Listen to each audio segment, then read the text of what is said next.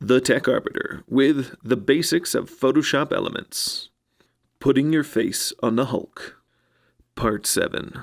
Recovering the non-green facial features.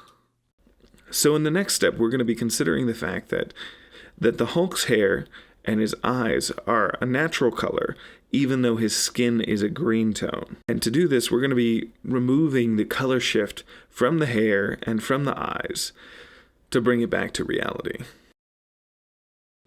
To start out this process, we're going to duplicate the face layer. We can adjust the name if we like, but depending on how you work in this program, it's not necessary. Once it's duplicated, we're going to drag the layer to the top.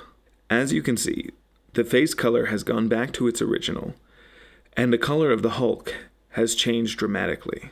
This is because the face has been detached from the adjustment layer, and as such, the adjustment layer is no longer affecting the face layer. Additionally, we also put a face as the uppermost layer, and as such, there's nothing above it to affect it.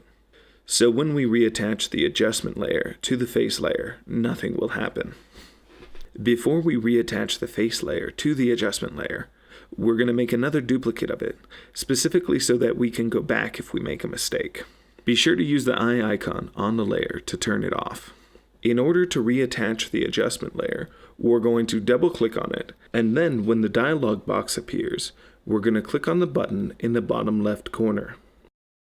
Then we will click the eye icon on the top face layer. This will allow us to see the work that we just completed.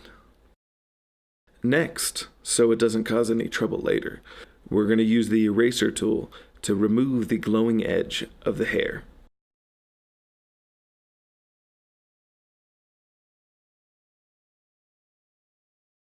The Hulk really doesn't look as cool with his hair done.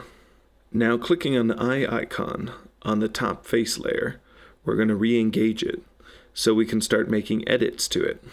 We will be using the eraser tool to precisely erase wherever my skin is showing. By doing this, it'll expose the layer below it. And with a careful touch, the details of the eyes and the hairline will remain intact.